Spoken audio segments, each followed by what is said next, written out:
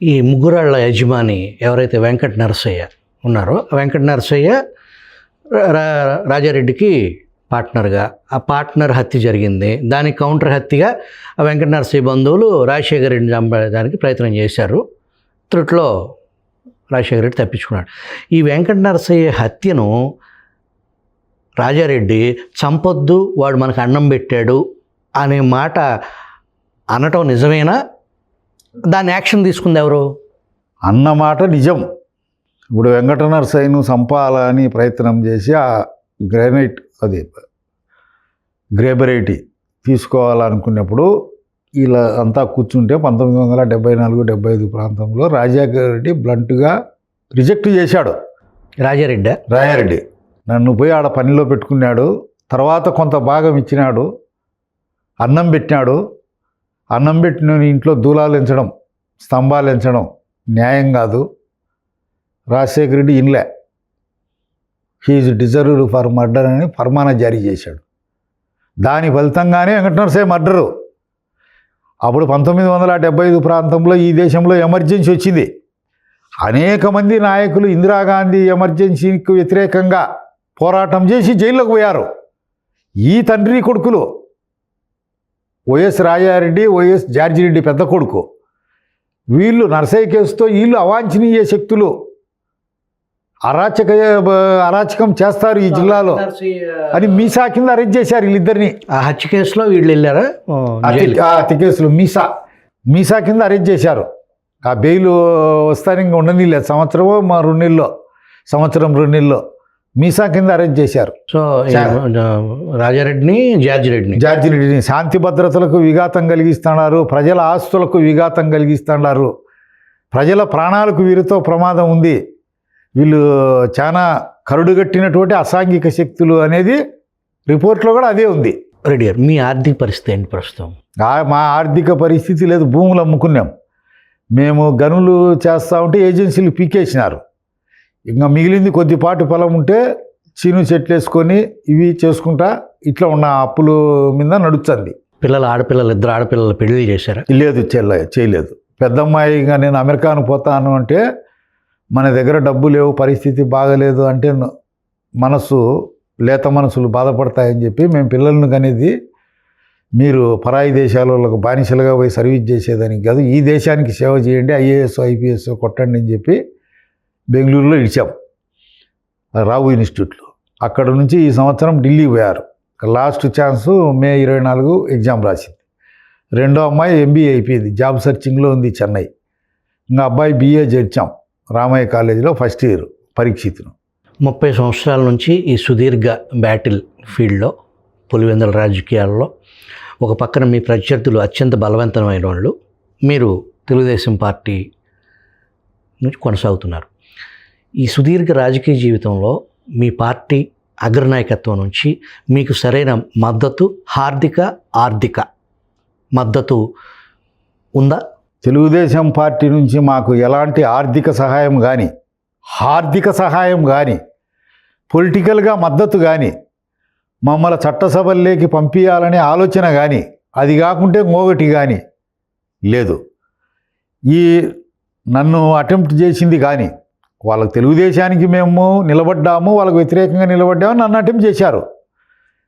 కేవలం ఏకైక కారణం, మా ప్రాణానికి అపాయం వచ్చింది, రాయరెడ్డిని చంపాము. ఇందులో చంద్రబాబు నాయుడికి తెలిసింది ఈసన్ మాత్రం కూడా లేదు, పార్టీకి కూడా సంబంధం లే. అయితే మేము తెలుగుదేశం పార్టీని సపోర్ట్ చేసిన దానికి మమ్మల్ని ఇంత దూరం తెచ్చారు. మరి వాళ్ళు బలమైన శత్రువులు కాబట్టి వారి వల్ల ప్రమాదం ఉంటుందని చెప్పి తెలుగుదేశం పార్టీ నాయకత్వం భావించిందో, మనకెందుకు ఇతన్ని మోయాలని భావించిందో, ఎలాంటి సహాయ సహకారాలు కానీ ఎలాంటి పోస్టింగ్స్ కానీ రాలే. నా ముందరనే ఎంతమందో లీడర్లు అవుతున్నారు, పోతున్నారు, రిటైర్ అవుతున్నారు. మొన్న మీరు ఏదైతే ఈ కొత్త కమిటీ, తెలుగుదేశం పార్టీ కమిటీలకి బిఫోర్ మీరు లాస్ట్ 5 సంవత్సరాలు తెలుగుదేశం పార్టీ రాష్ట్ర ఉపాధ్యక్షులుగా కొనసాగారు. ఇప్పుడు మీకు ఆ పదవి లేనట్టుంది? లేదు, నేను అపోజిషన్లో వేశారు చంద్రబాబు నాయుడు గారు స్టేట్ ఉపాధ్యక్షులుగా. నన్ను మడకశిరకు అబ్జర్వర్గా పంపించారు. మడకశిరలో మామూలు ప్రతి అబ్జర్వరు నెలకు 11 రోజులు పనిచేయాలి. అట్లాంటిది నేను 15 రోజుల నుంచి 18 రోజులు మడకశిరలో పనిచేసామని 500 పేర్లు అనర్గళంగా చెప్పగలను. అక్కడ గుండుమల్లె తిప్పేస్వామి గారని ఇన్ఛార్జి, వారి నాయకత్వంలో అద్భుతంగా పనిచేశాం. ఏ గ్రేడ్ అబ్జర్వర్గా వచ్చాం. వచ్చిన తర్వాత తీసేశారు. ఇప్పుడు గవర్నమెంట్ వచ్చిన తర్వాత తీసేశారా? తీసేశారు. కారణం ఏమైనా చెప్పారా? ఏ కారణము చెప్పలే. మేము కూడా దాన్ని సీరియస్గా తీసుకోలే.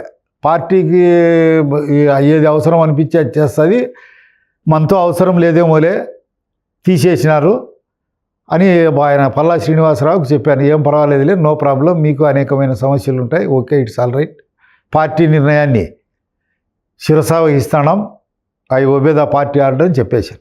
ఈ తులసిరెడ్డి గారిని కూడా చంపేదానికి ఏదో ప్రయత్నం జరిగింది అనేది నిజమేనండి? 100కి 100 రూపాయలు. 1987కు పూర్వము ఈ సతీష్ కుటుంబము రాజశేఖర రెడ్డితో సన్నిహితంగా ఉండేది. సతీష్ రెడ్డి అబ్బా వేంపల్లె గ్రేట్ నాగిరెడ్డి జమీందారు, వేంపల్లె సమితికి పెద్ద పంచాయతీ ప్రెసిడెంటు, సమితి ప్రెసిడెంటు. ఆయన రాజకీయమైనటువంటి గురువు. రాజశేఖర రెడ్డికి రాజకీయ భిక్ష పెట్టినాడు. ఆ మండలం అంతా దండిగా ఉన్నాయి, 50,000 ఓట్లు. అవన్నీ ఎక్కువ భాగం వేయించేవాడు. కొద్ది కాలానికి రాజశేఖర రెడ్డి వాళ్ళ ఇంటికి పోయాడు, అప్పుడప్పుడు పోయేవాడు. పోయి సతీష్ అప్పుడు స్మాల్ టీనేజర్, 16 ఏళ్ళు దాటి 17, 18, 20 ఉన్నాయి, బిలో 20. ఇట్లా తెలుసు సతీష్ ఇకరా అని వాళ్ళ అబ్బా అట లోపల ఉంటే అట పిలుచుకొని పోయి భుజం మీద చేసుకొని, నువ్వు తులసిరెడ్డిని లేపేసేయి, లీడర్ అయిపోతావు నువ్వు, నాది పావలా అన్నాడు. అతను షాక్ అయినాడు. అట్లాంటి వాళ్ళు ఏ పొద్దు ఇన్నోళ్ళు కాదు, వాళ్ళు పోటీ అంటేనే వాళ్ళ అబ్బకు భయం. అంత శాంతికాముకుడు, పోటీ వచ్చాడంటేనే అంత రాజీగా పోయే తత్వం. మళ్ళీ ఆయన షాక్ అయ్యే లోపలనే నాది 50 పైసలు, నీది 50 పైసలు లేపే, నీకు ఫ్యూచర్ ఉండాలంటే తులసిరెడ్డిని లేపేయాలన్నాడు. జరిగింది అది. అట్లా ఒకరిద్దరిని కాదు, అట్లా ఊరూరులో చెప్తాడు నేను రాజశేఖర రెడ్డి ఓపంగా అవతల ఉంటే రొంత గట్టిగా నిలబడైతే వాళ్ళు లేపేయండి, నాది పావలా. పావలా అంటే 25 పైసలు, ₹1 అంటే 50 పైసలు అది చెప్పేవాడు. అంటే దాని అర్థం ఏంటి? దానికి అయ్యే ఖర్చు ఇస్తా, నువ్వు 75 పైసలు పెట్టుకో, నేను 25 పైసలు నేను ఇస్తా, వకీళ్లకు నువ్వు సంపించేదానికి ఏం ఖర్చు అయినా అని అది ఓపెను. అన్ని చోట్ల జిల్లా అంతా పులివెందుల నియోజకవర్గం ప్రతి ఊర్లో తెలుసు. పావలా ₹1. YS Rajareddy all the way Pulivendula నుంచి అనంతపురం పరిటాల రవి స్వగ్రామం వెంకటాపురంకి వెళ్ళి దాదాపు 2 గంటల రహస్య సమావేశం. దేనికోసం? రాజారెడ్డి ఇద్దరు వేరే పార్టీలు, వేరే జిల్లాలు, అక్కడికి వెళ్ళటం, తర్వాత పత్రికా సమావేశం పెట్టడం. దాంట్లో గుట్టేంటి అసలు? వాళ్ళ స్వభావమే, రాజశేఖర రెడ్డి కుటుంబం స్వభావమే తమ రాజకీయ శత్రువుల పట్ల, తమకు గిట్టని వారి పట్ల వాళ్ళని అంతం అందించాలని డైరెక్ట్గా ఇండైరెక్ట్గా నిరంతరాయంగా ప్రయత్నం చేస్తూ ఉంటారు. ఆ ప్రయత్నంలో భాగమే 1994లో పరిటాల రవి దగ్గరికి వైఎస్ రాజారెడ్డి పోయాడు. అవి కడప జిల్లాలో ఉండే పేపర్లు, స్టేట్ పేపర్లు అన్నీ ముద్రించాయి. రవి ఇట్లా సిగరెట్ తాగుతూ ఉంటే రాజారెడ్డి ఇట్లా కుర్చీలో ఉండేది. అది ఒక రాజశేఖర రెడ్డి ప్లాను ప్రకారము రాజారెడ్డిని పంపించాడు. ఒక 2 గంటలు సుదీర్ఘమైనటువంటి చర్చలు జరిపిన తర్వాత అది ఇది ఎత్తి ఆన్నే భోజనం తిని, మన వాళ్ళకి అలవాటే కదా అన్నం తిని నేను సున్నం పోయాలి నోట్లో అని, అన్నం తిని నేను కాకపోతే ఎవరికి మోసం చేస్తాను, సినిమాలు నా ఊసనం చెప్తాడు కదా, నమ్మిననే మోసం చేయాలని. రవి ఇంట్లో భోజనం చేశాడు. భోజనం తినిన తర్వాత దివాకర్ రెడ్డిలు మీకు మాకు ఉమ్మడి శత్రువులు, మేము మీతో సహకరిస్తాము, వేసేయండి అని చెప్పినాడు. దివాకర్ రెడ్డిని తీసేయమని.